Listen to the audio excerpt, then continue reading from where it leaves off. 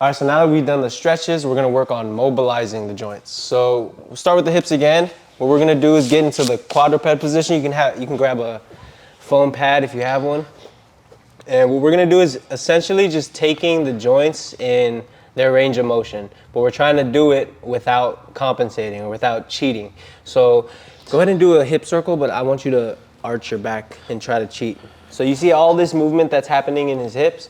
We don't want that. We want to keep this flat. So a good cue that I learned was to pretend you have a stack of plates on your low back and try not to let them fall, right? So some of the things that I want you to think about when we're doing these C.A.R.S, these drills, is tension. And what I want you to do before you go is take a deep breath in to your belly, tighten your abs, and then kind of spread the tension from your core out through your legs and your arms. So it's just constant tension while you're going through this range. So he's gonna go up and extend, yep, and then he's gonna rotate. Oh, Jesus. Come back around. And you see how there's some choppy sections as he's going through this range of motion? I want you to try to slow it down in those ranges, and I want you to tighten more. Go ahead, keep going. So the reason why we want that irradiation, that tension, is because it kind of tells your nervous system to turn on these deep muscles that aren't really used to getting this kind of activation. So it takes a lot of effort. We'll go 3 to 5 circles going back, and then go ahead and reverse it, Nick. Go forward now first. I'm about to pass out, dude. Yeah, these are tough. They're deceiving. So now we're going to break down the actual range of motion, right? So let's go with going back first. So I want you to freeze once you get to this, your limit, right? So this is his extension limit, right? So from this position, I want him to keep his knee at this level, but just start to rotate this right here. Nice, that's perfect. Good, and as you're coming around, you're keeping the rotation happening as you're going knee to elbow, right? So we're going extension, get to your limit, start to rotate. We're gonna abduct, get to your limit. He's coming around, and now flexion, knee to elbow. Yes, without arching the back. So again, if you start to cheat, you start to arch, and your neck or your shoulder starts to cave like that, then just don't go as far and find more tension. Nice.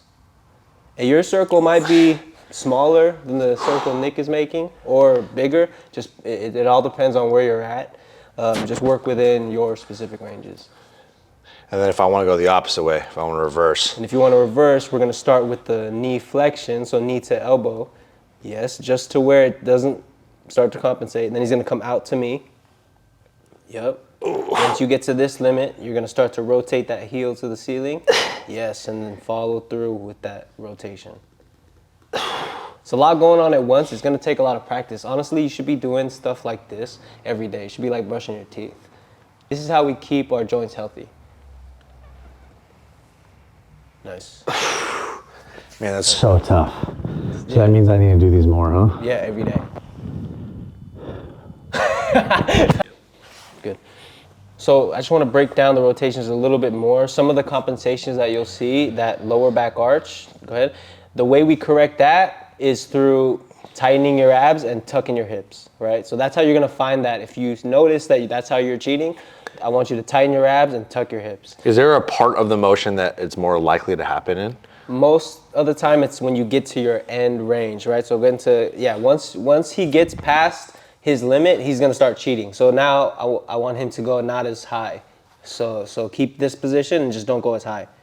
And now there's no compensation happening. So now he can start to rotate, right?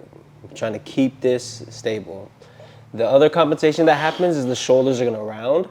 So in order to correct this, yeah, if that's your issue, I want you to feel like you're rotating your palms out, right? Yes, that's gonna tighten up the lats, and that's gonna make this flat right here. So a lot of things to think about, but the more you practice it, the better you're gonna get at doing it, and the healthier your joints are gonna be long term. Nice.